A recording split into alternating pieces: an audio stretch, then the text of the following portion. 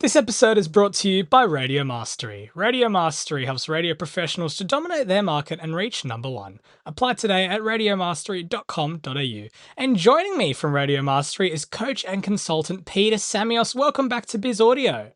Max, I love that intro. I haven't spoken to you since that. I don't think very well done. Glad to be on board with you and Biz Audio.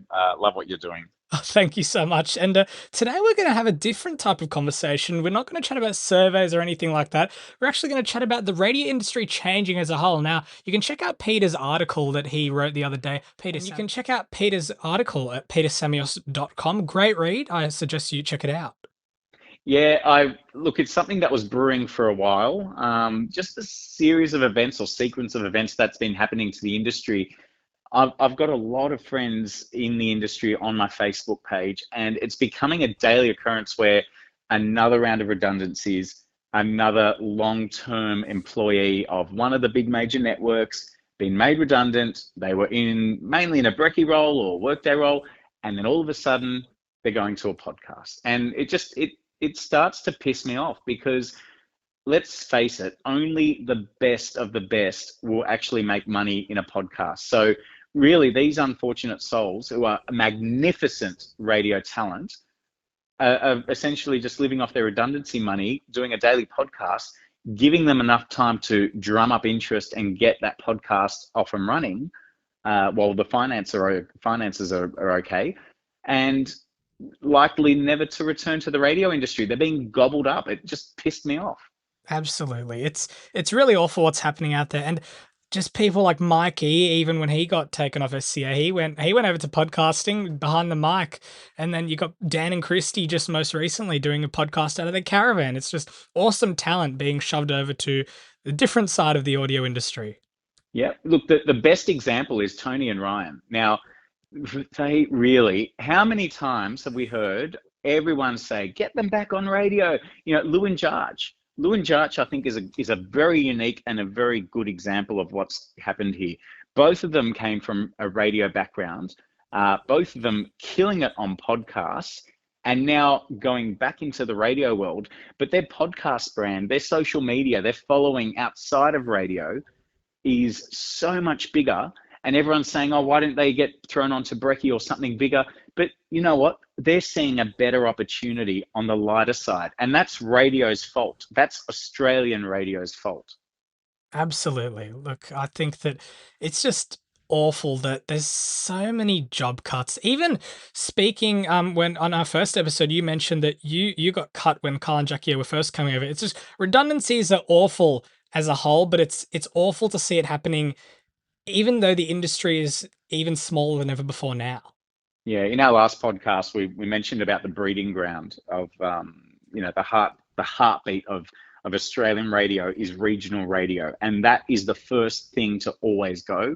And that's really wrong because a lot of these jobs, and let's specifically refer to SCA in recent times, getting rid of their brekkie teams around the country, that was a massive blow. Look, what happened the other week is just as terrible, but go back a few years, I think was it post-COVID, whenever it was, when they laid off all those regional brekkie announcers. Now, that took away such uniqueness from Australian radio, commercial radio specifically, because I remember my time at Dubbo, it was so good. The first bunch of calls we would do, we'd have our regional content director that we'd report to, Phil Bradley, great man. And we would do around the grounds and say, okay, tell us what's happening in your town. What are you doing on air? What are you doing in your town on air? What are you doing off air? And we'd have our moment in the light where we could say, we'd be giving away this on air or that on air, and you would use it to help develop your ideas. Because I'd be saying, wow, is that what they're doing in Griffith or something? And I'm thinking that's huge. Why are we just doing this in Dubbo? Let's do something like that in Dubbo. And it was so beneficial for the industry. We were all local content directors with local breakfast teams, and we were able to execute brilliant radio on air. But you take that away, one other thing I mentioned in there is, yes, it's hard for those who have been made redundant, but also you try being a content director or a producer of one of these East Coast or West Coast national shows.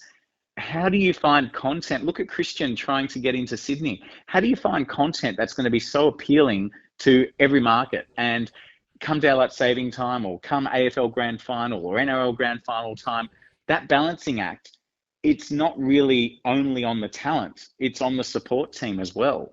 And if they can't deliver appealing radio that appeals and rates in multiple markets, well, they're on the chopping block as well. So it's a domino effect. What do you think happens now? I just want to do one sort of case study. We've got a regional New South Wales brekkie show airing into Tasmania. So Yeah, I find it hard to believe that that actually got out and published. I actually think that these state, or I can't even say state-based, these East-West shows, whatever you want to call them, they've got a tougher challenge than Christian O'Connell has trying to get into Sydney. They really do. It's hard to appeal to those markets. And what was interesting about the Tasmanian example, well done to Dan and Christy, the very next day, I think it was, they announced that they're doing a podcast and it'll go live every day at 5 a.m. I think they were starting at 6, but starting at 5. So they're going to get in and undercut the Jess and Rohan. You know, I think it says a lot about their passion for the industry, and they are probably doing this free of charge.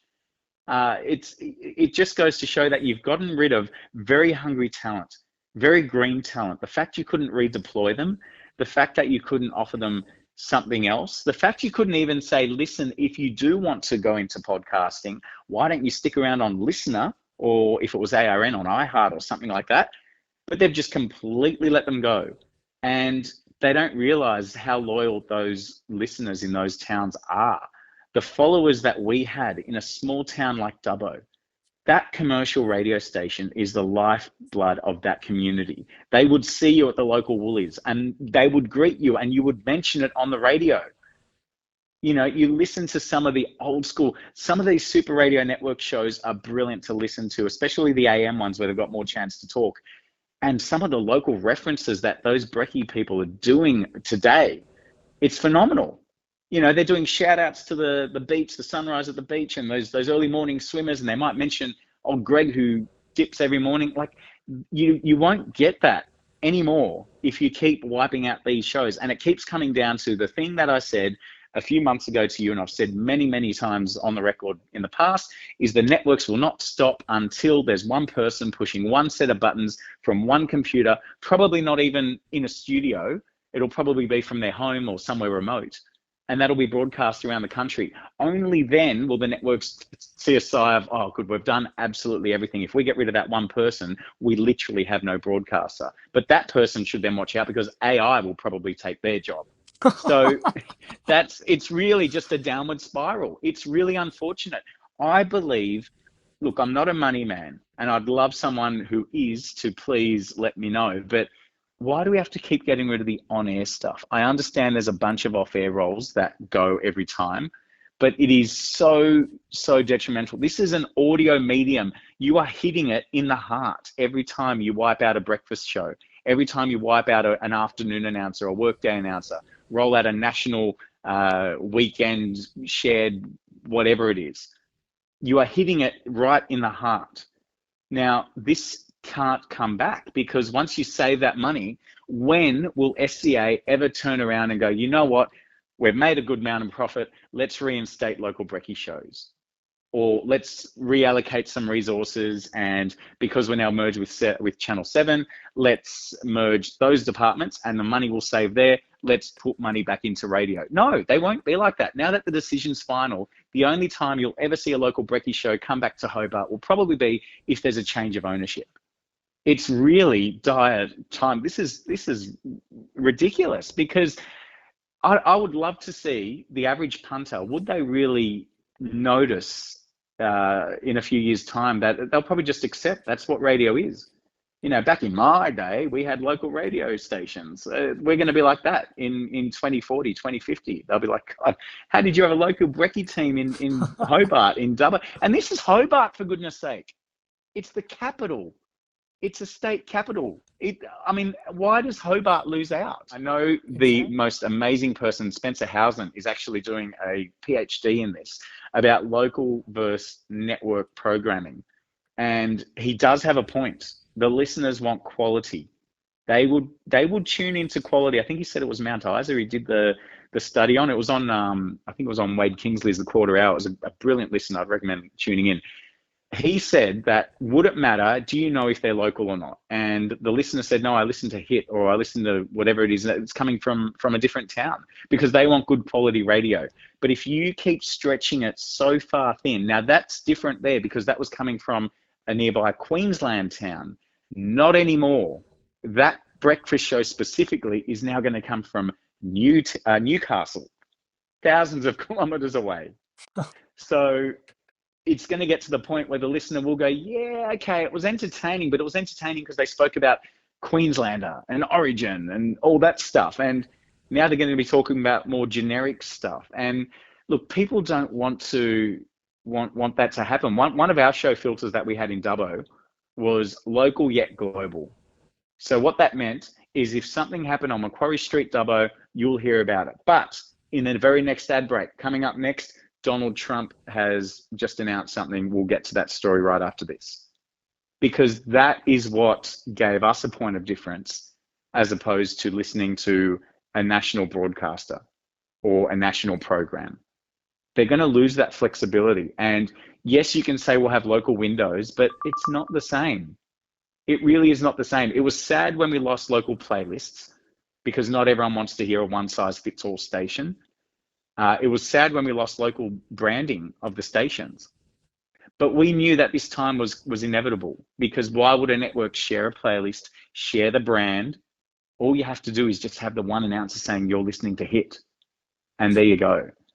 So it's really sad. And getting to my point, the reason I wrote this article is when 10 years ago, I was interviewed by one of the local papers in Dubbo, or 15 years ago now, whatever it was.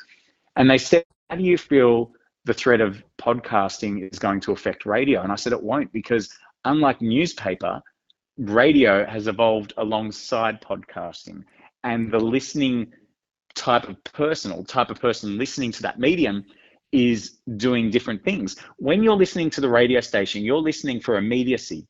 You're listening because convenience. You're getting in the car and you just want to turn it on and go, I don't have time to get my Spotify ready and load up that podcast and whatever. I just need to up and go. Or I need up to the minute news and traffic. You cannot hear that in a podcast. However, now in 2026, you've got these daily podcasts being rolled out almost immediately. Now, who introduced the concept of daily podcasting? You've got people like Dan and Christy. You've got people like Carly Porch from Triple M Regional WA. You've got Ned and Josh. They were spearheading it. You've got all the people overseas, obviously. And don't think ARN is the only, SCA is the only one. ARN. SCA wins on letting go of quantity, but ARN have let go of quality.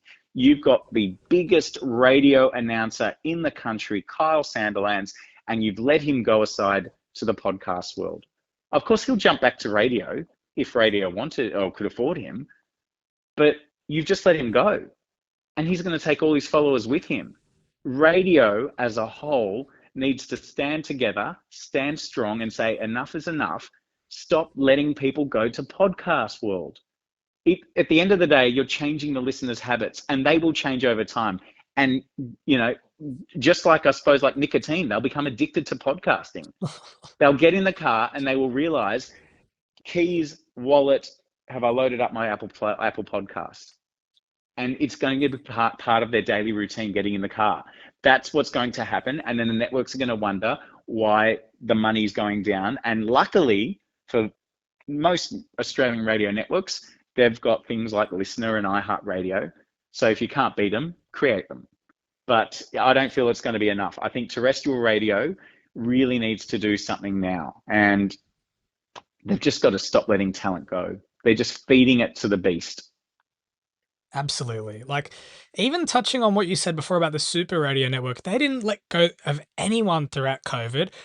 They've got individual branding for each station. So does ARN, but they've got individual breakfast shows, nothing networked. Do you think that on ARN's cards, would they ever transform it into each regional station being like SCA, where it's Kiss, Kiss, Kiss, or Gold, Gold, Gold? Do you think that that is on the cards?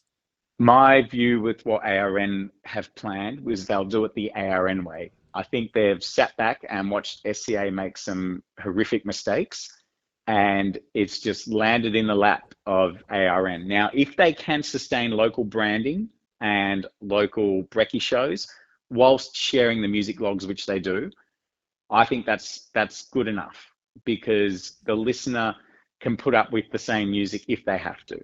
But don't touch our favorite brekkie announcer. It's our routine, our morning ritual, and we want to go down and see whoever it be, Lyndall and Crammy, broadcasting at Dapto Leagues or whatever it is. They want to see that. The poor souls of Hobart are not going to see Jess and Rohan. I love those guys, but unfortunately not going to see them broadcasting from the local club there. Yeah. Now, when Tasmania launched their new footy team, who's going to be all over it? It'll have to be the competition or the Triple M network. It's got its weaknesses as well. Your connection to the community ceases to exist if you don't have the people in the community. Yeah, exactly. But getting back to the whole purpose of this topic is that the podcasting people will. So what's to say Dan and Christy won't be there doing an OB, using their equipment, using everything they've funded for the Dan and Christy podcast? So they're probably going to become a more popular listening choice than Hit Hobart, which, well, that's SCA's fault. Exactly. And it also makes it much harder for people like myself or young people who dream of getting into the radio world, starting off in regional. There's nowhere to go. There's very limited jobs. Even looking on Radio Today's job board, there's barely any. There's maybe one Capital Radio job, and maybe I saw there was a Metro Brisbane announcing job for Triple M. But the likeliness of any regional team, as soon as someone goes, the networks see that as an opportunity. Oh, we can save on this person's salary. Let's network. Yeah, completely right. Completely right. And what's going to happen is once this talent grows older and looks to either transition elsewhere or retire, where are they going to get their talent from? Radio is going to have to go to the podcast world and say to the likes of your Carly Porch, your Dan and Christy, if Bronte and Lakey end up doing a podcast, same again, they'll go to them and say, hey, listen, would you like to come back? And we've seen this with Tony and Ryan. Hey, would you like to come back to radio? No, they get to write their own book. They get to do their own things. Why would they be limited by, okay, we've got a live read. Oh, we have to play a song here. No, that once you've lost them to the dark side, they will not come back. So where is radio going to get this talent from? You can't just go, unfortunately, straight from community to land a brekkie show at Today FM. You need to do the rounds. Who knows?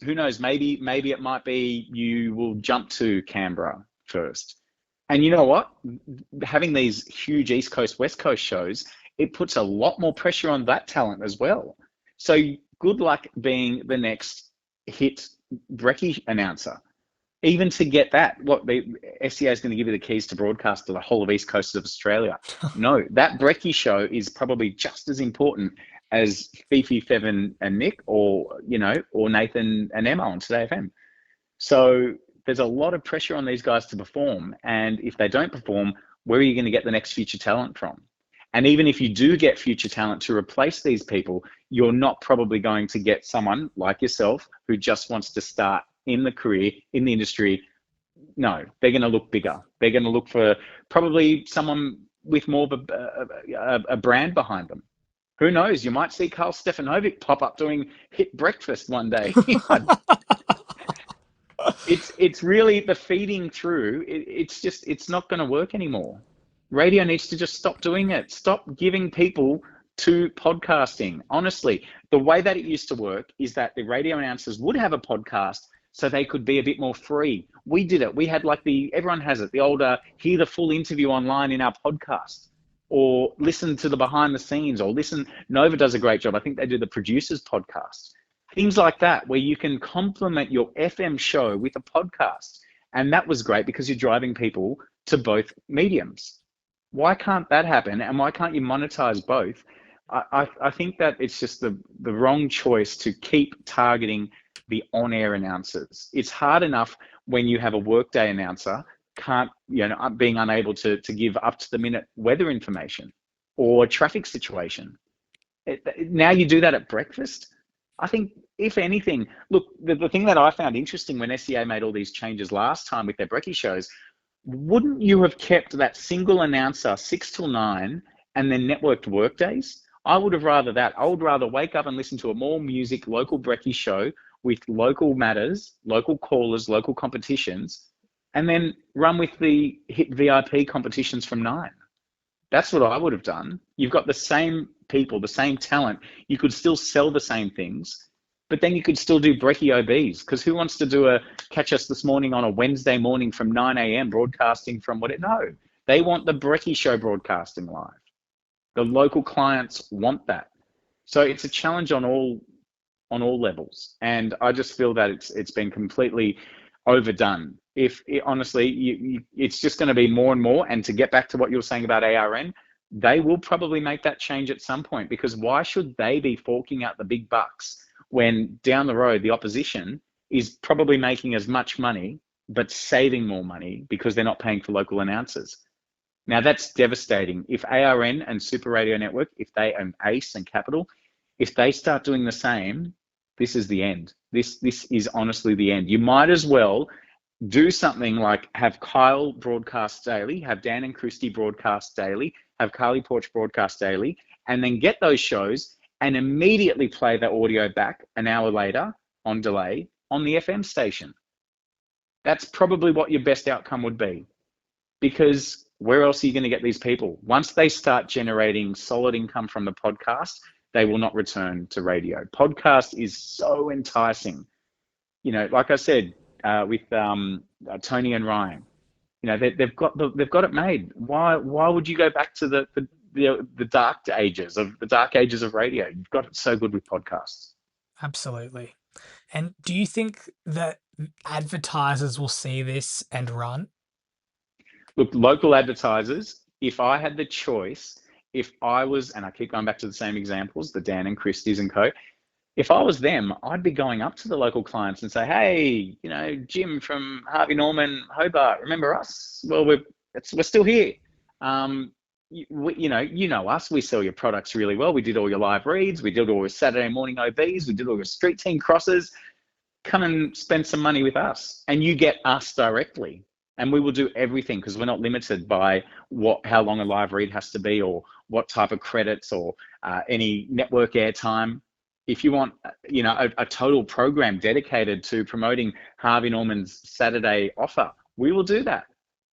So yes, advertisers will likely come across if the talent is the same talent that they've grown to love. The relationship, and any local GM would tell you the same thing. The relationship between your brekkie talent, your on-air talent, and your paid clients is so important. We would have the owner of Macca's. He was like royalty because he sponsored the brekkie team. If that brekkie team chopped and changed, the manager will get a phone call. Hey, what happened to the brekkie guys? What's going on? Is something change, or when are they back on? Because I'm paying for them. So if they get dropped overnight, how are you going to explain that to your clients? And then you've got MFW out there as well. That'll probably, goodness. knowing that they're the network that have said no to the favorite brekkie show in town. Absolutely. You're just going to hand more ammunition to the bad eggs.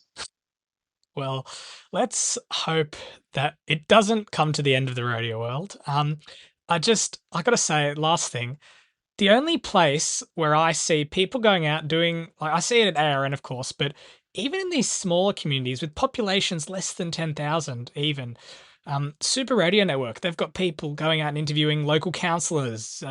You got people, as you said, from Macca's. I think that is a prime example of what networks should keep doing. Super Radio Network, they might have work days or nights with Maddie Morris networked, but they have breakfast live and local. Yeah, and you brought up a very important thing. The good old mayor on air, we used to have that. We'd have the local federal, the state MP, the federal MP come on in. Those that are connecting the bush to the big cities, that can call the shots. taking callers on air, saying, hey, listen, I've got an issue in my back street in Outback Armidale. I need you to, mind you, Armidale's got a local brekkie show, love them. But, you know, who are you going to talk to? It's the voice of the people. And yes, it's a music station, but if you start doing that across the board and you start culling more and more, and then the talk stations start doing the same, the voice of the people, it's going unheard, because you try ringing up a national program, they're going to say, well, hang on, you're up against all of Australia to try and get on air in a 3-hour time period. And we don't really care what's happening there, because someone in back of Broome doesn't care about what's happening in Heartland Hobart.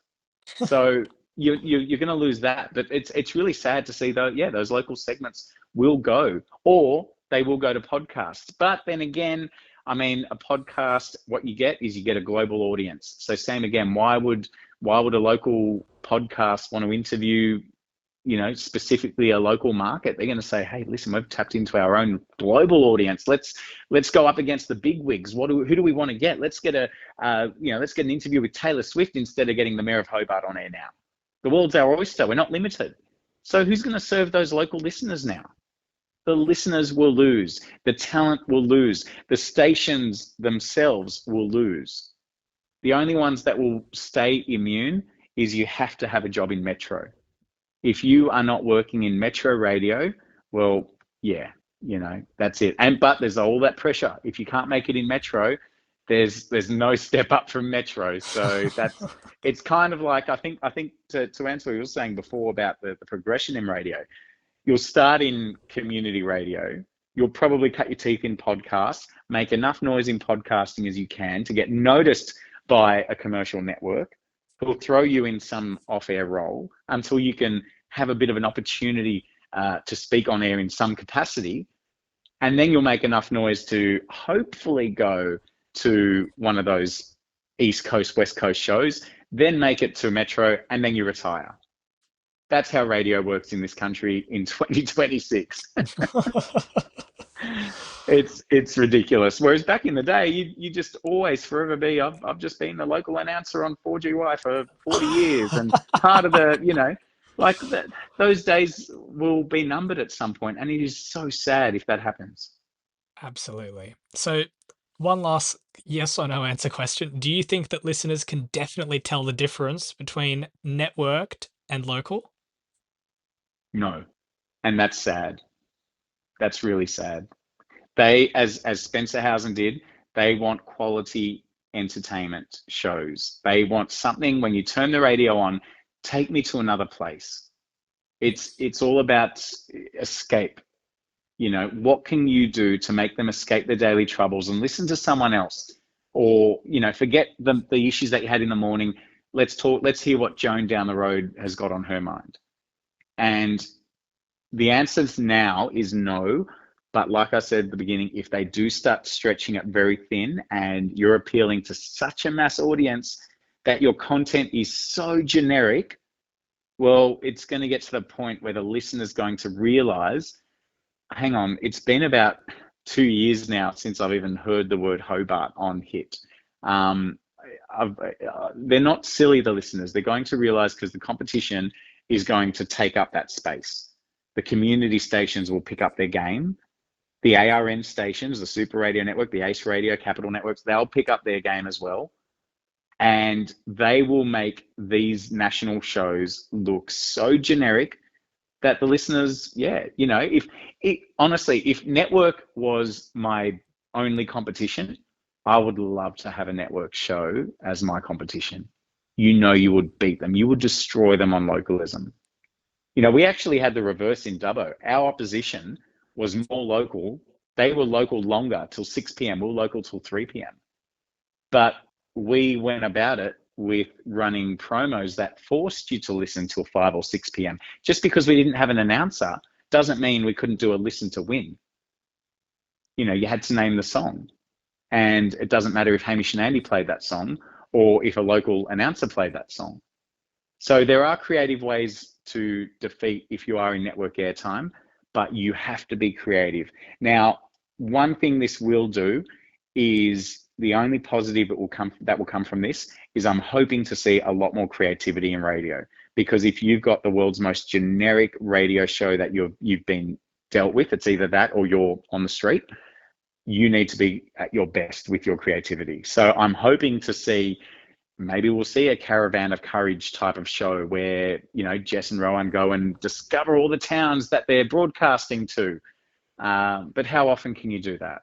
Yeah. And, if money is the reason why you made these redundancies, the last thing you want is to be seen to be throwing a lot of cash to see the new people, lap it up. So, yeah, the time will come where the listeners will be able to tell. And, the local references in the produced airtime,